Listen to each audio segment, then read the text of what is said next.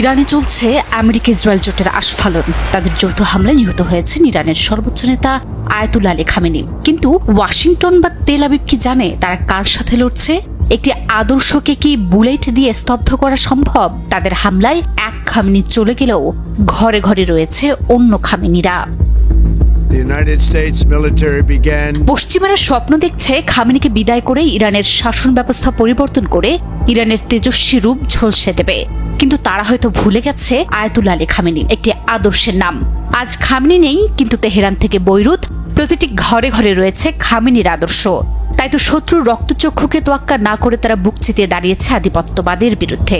রাস্তায় নেমেছে, স্লোগান দিচ্ছে। সর্বোচ্চ নেতাকে হারানোর শোককে তারা রূপ দিয়েছে শক্তিতে।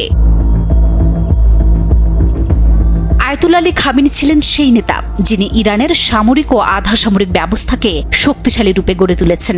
এই ব্যবস্থা শুধু শত্রুর বিরুদ্ধে ইরানের প্রতিরক্ষা নিশ্চিত করে ক্ষান্ত হননি, বরং দেশের সীমার বাইরে গিয়েও নিজেদের প্রভাব বিস্তার করে।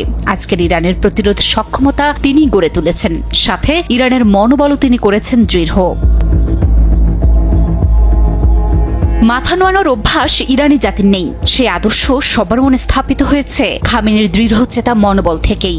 তার এই আদর্শ এখন ইরানের ঘরে ঘরে, যার কারণে পুরো জাতি পরিণত হয়েছে এক সাহসী জাতিতে। মধ্যপ্রাচ্যের সিংহপুরুষ ইরানে প্রতিটি ঘরে রয়েছে হাজারো খামেনির শক্তি, যারা দখলদারিত্বের শিকল ভাঙতে বদ্ধপরিকর। সাম্রাজ্যবাদীরা ভেবেছিল এক একজনকে টার্গেট করে তারা জয়ী হবে, কিন্তু ইসরায়েলের গোয়েন্দা সংস্থাগুলো যখন হিসাব কষছে সামরিক শক্তির, তখন তারা পরিমাপ করতে ব্যর্থ হয়েছে সেই ইমানি শক্তিকে, যা মৃত্যুকেও ভয় পায় না। শত্রুরা মনে করেছে খামেনিকে হত্যা করে তারা ইরানকে দুর্বল করবে, কিন্তু তারা জানে না ইরানের আদর্শ কোনো অফিসের চার দেয়ালে সীমাবদ্ধ না। আধুনিক ড্রোন দিয়ে হয়তো শহর ধ্বংস করা যায়, কিন্তু একটি জাতির চেতনাকে নয়। এটি প্রতিটি মুসলিমের হৃদয়ে গ্রথিত।